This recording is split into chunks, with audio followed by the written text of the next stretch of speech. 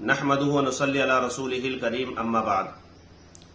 عزیز ساتھیو، حدیث کے اندر آتا ہے نبی صلی اللہ علیہ وسلم نے ارشاد فرمایا کہ جو شخص زنا کرتا ہے یا شراب پیتا ہے تو اللہ رب العزت اس کے دل سے ایمان کو اس طریقے سے نکال دیتا ہے جس طرح انسان قمیص کو اپنے سر کی طرف سے نکال دیتا ہے۔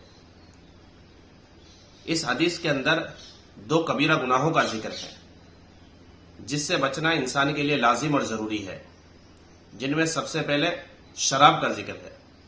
شراب کو اللہ رب العزت نے اسلام کے اندر حرام فرمایا ہے۔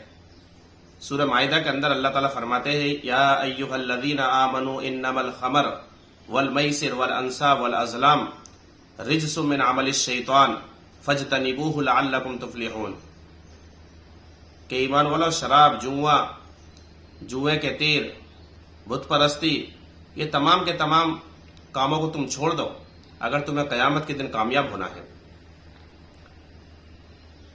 شراب کے بارے میں حضرت عثمان فرماتے ہیں کہ شراب تمام خطاؤں کی جڑ ہے، یعنی جتنے بھی جرائم ہوتے ہیں وہ شراب پینے کے بعد ہوتے ہیں۔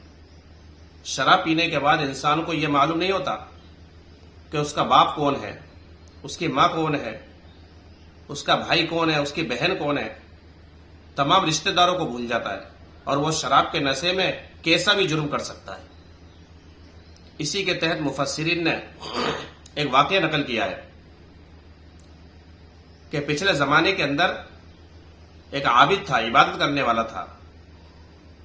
اس زمانے کے اندر ایک بدچلن عورت تھی جو اس پر فریفتہ ہو گئی، عاشق ہو گئی، تو اس نے اپنی باندی کو اس عابد کو بلانے کے لیے بھیجا کہ اس کو بلا کر لاؤ۔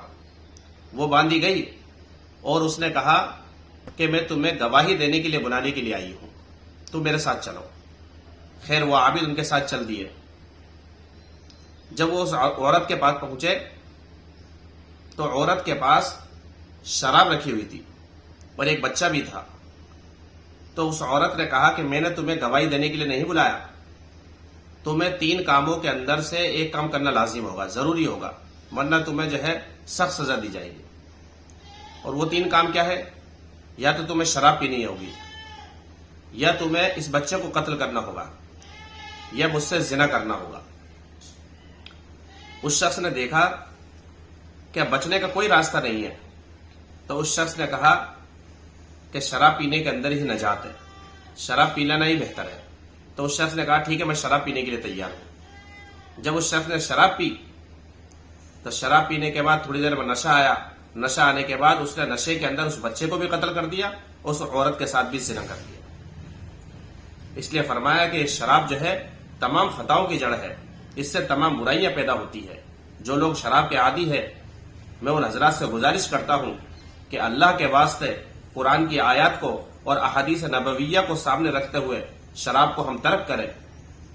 جو انسان دنیا کے اندر شراب پیے گا، یہ فرمایا کہ آخرت کی شراب سے وہ محروم ہو جائے گا، جس کے بارے میں اللہ فرماتے ہیں شرابا طہورا۔ اس لیے ہم اس چیز سے بچنے کی کوشش کریں۔ دوسری چیز، اس حدیث کے اندر جو کبیرہ گناہ کا ذکر کیا گیا ہے وہ ہے زنا۔